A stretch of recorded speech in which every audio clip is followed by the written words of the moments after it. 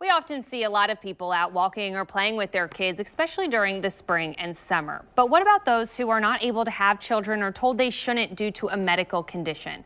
Ashely Zimmerman is one of those people. Ashely suffered a stroke when she was 24 years old and required a heart valve replacement. Doctors told her children would not be in her future, but that didn't stop her from desiring to be a mom. Ashely and her doctor, Dr. Sabrina Phillips, join us now. Thank you so much for being with us this morning. Thank you for having us.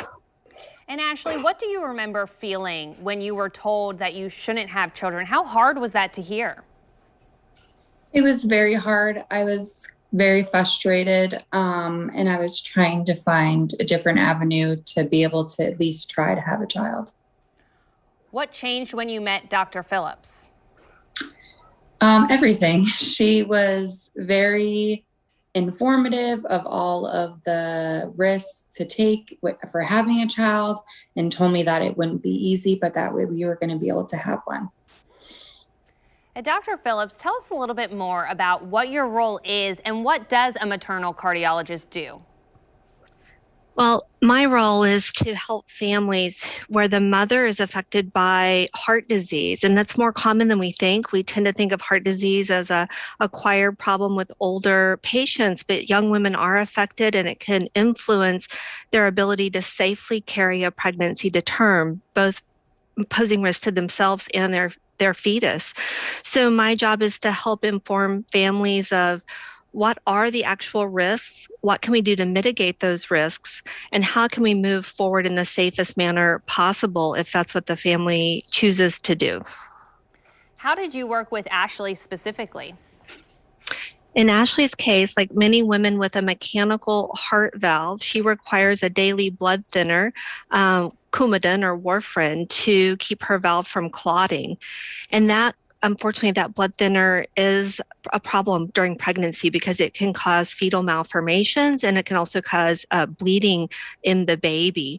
So we have to work on ways to safely manage the risk to mom and to the baby, utilizing different avenues of anticoagulant therapy. And in Ashely's case, we were able to come up with a strategy to utilize different blood thinners at different times during pregnancy to make the pregnancy as safe as possible for her and her baby. And Ashely, your son was born healthy. How old is he now? He is 2.5 right now. And what have these last few years been like with him in your life? It's changed my life completely. It's amazing. It's fun. It's just so much fun to have him and to be able to raise a child. And Dr. Phillips, when you hear Ashely talking about her son, what does it mean to you when you hear these things and you see photos of her and her son? I have to say that this is one of the most fulfilling parts of my medical practice, is to work with families and find ways that we can safely let them have their dream of a family. And this is what I went into medicine for, to hopefully provide the best guidance and care for my patients. Dr. Phillips, if people want to learn more about this, where is the best place for them to go?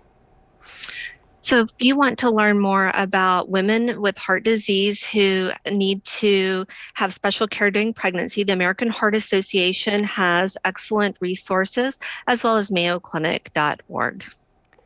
Ashely and Dr. Phillips, thank you so much for being with us this morning. Thank you. Thank you.